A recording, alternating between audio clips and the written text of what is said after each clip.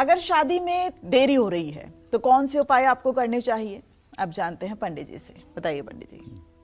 आज जो है विवाह को खिलवाड़ बना लिया गया है।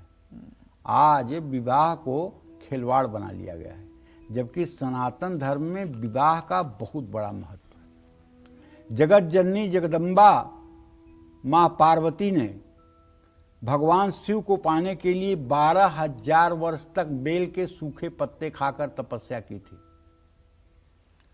जगत जननी जगदम्बा आदिशक्ति मां सीता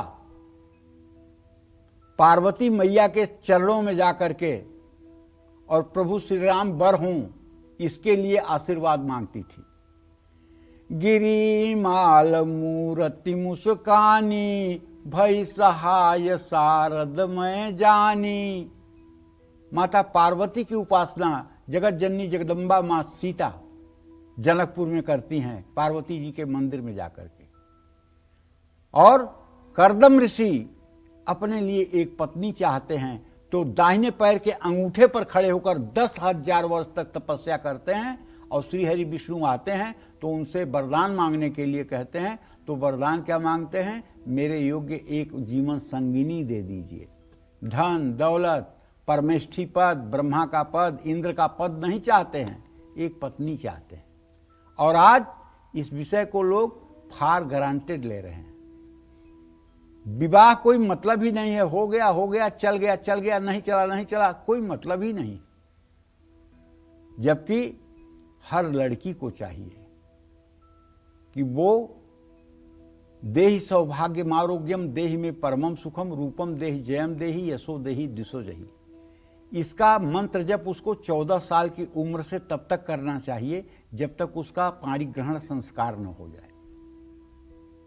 और हर लड़के को 15 साल के ऊपर के लड़के को शादी करने के लिए नहीं कह रहा हूं तो 15 साल के बाद शादी कर लियो, नहीं, लेकिन मंत्र ओम क्लीम पत्नीम मनोरमाम देहि मनोवृत्तानुसारिणीम तारिणीम दुर्ग संसार सागरस्य कुलोद्भवाम। जानते हो, अगर अच्छा आपकी जोड़ी अच्छी बन गई तो जीवन की ढेर सारी समस्याएं अपने आप खत्म हो जाती हैं।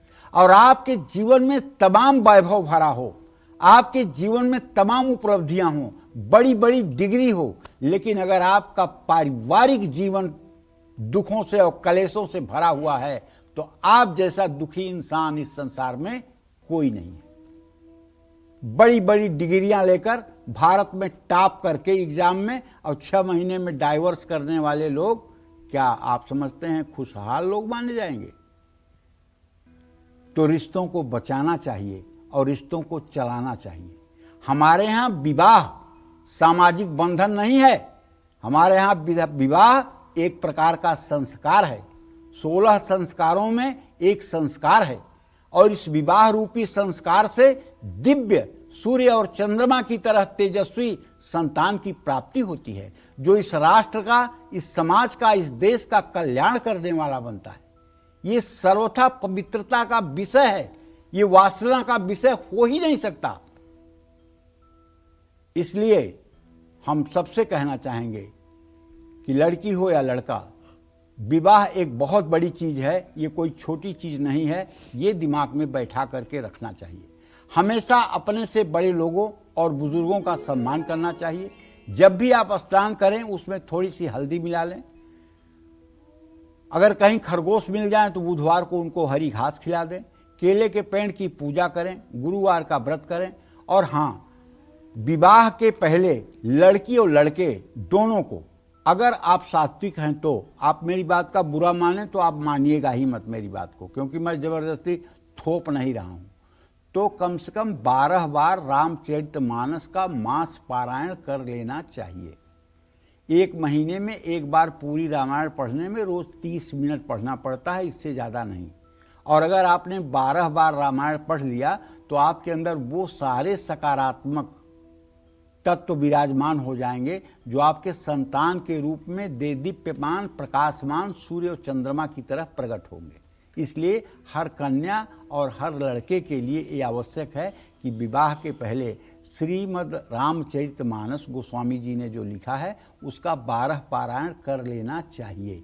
इससे आपके जब सारे सेल्स पॉजिटिव होंगे, सारी कोशिकाएं आपकी सकारात्मक होंगी, सारा चिंतन आपका पॉजिटिव होगा, तो आपसे जिस संतान का जन्म होगा वो भी सकारात्मक ही होगा।